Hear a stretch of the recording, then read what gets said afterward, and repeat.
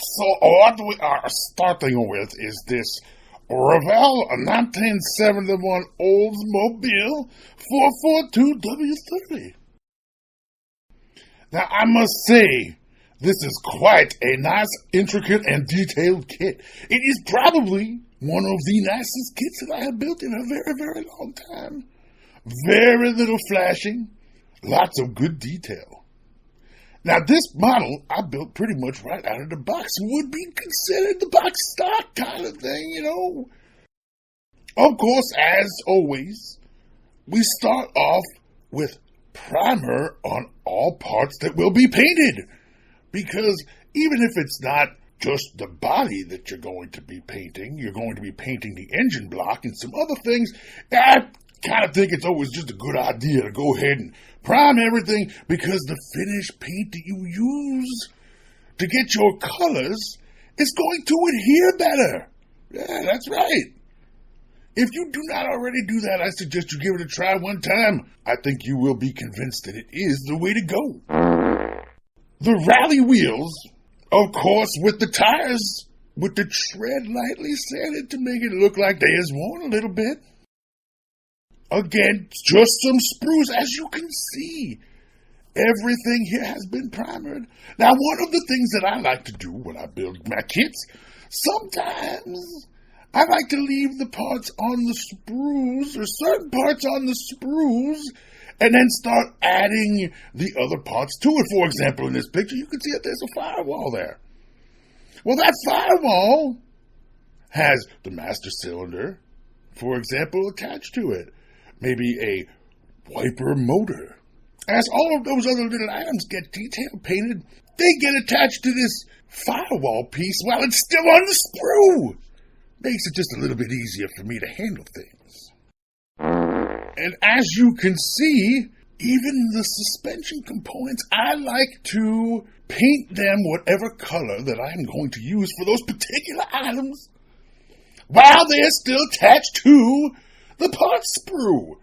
Then after I remove them, I can just go back and touch up a little bit where the actual extrusion for the part was created.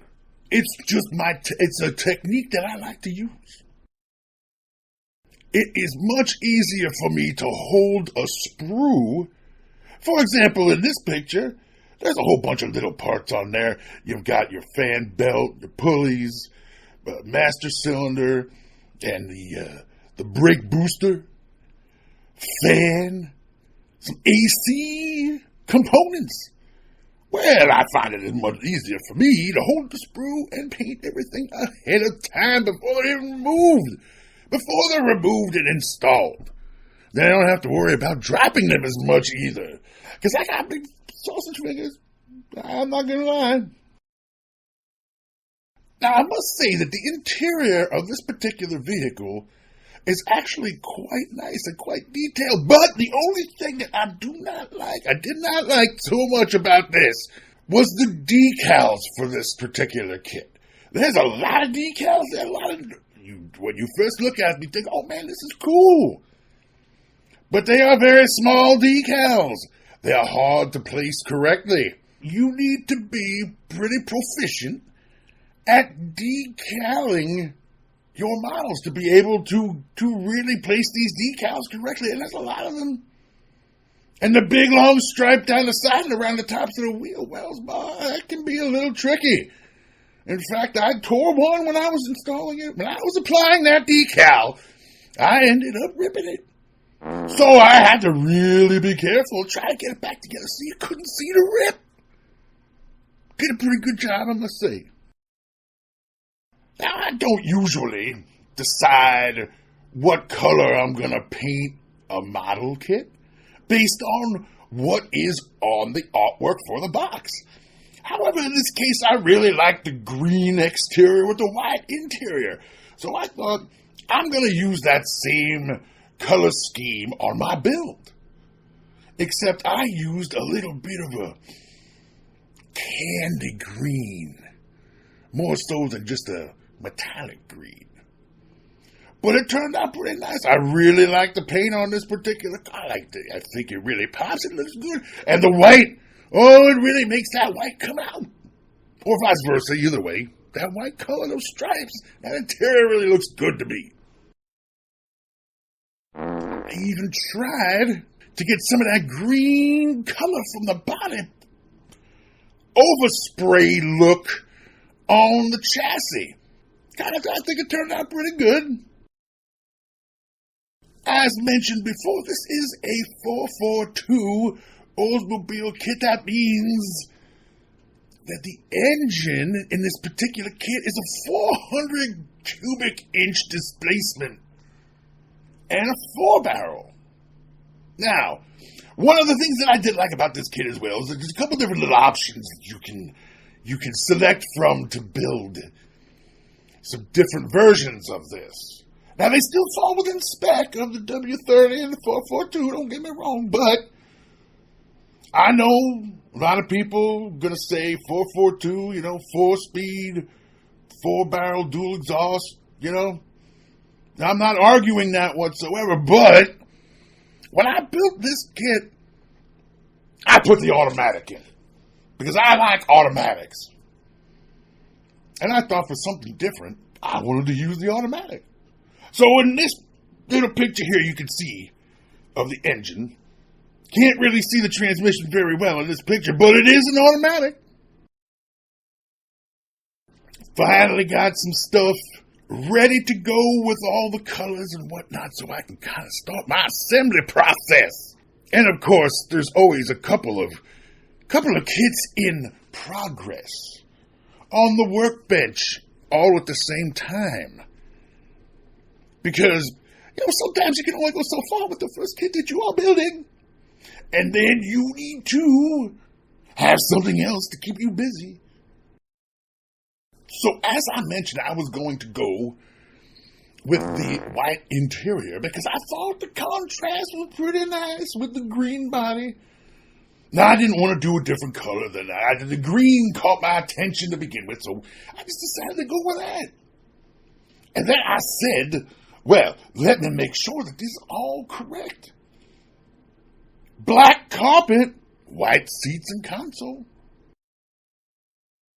And of course we have the red wheel wells in the front of this vehicle.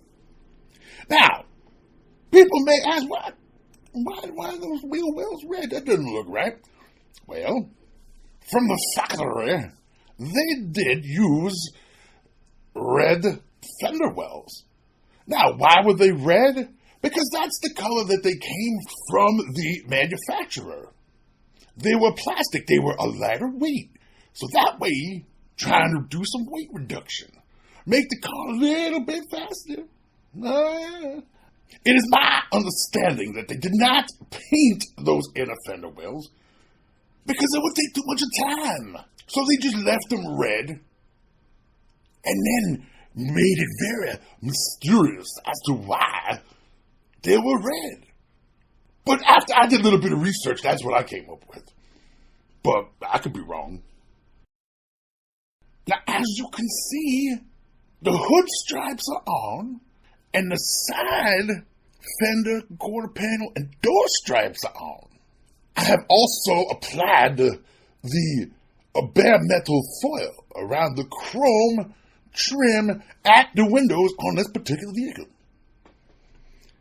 I must say that applying the bare metal foil is my least favorite part of the model build.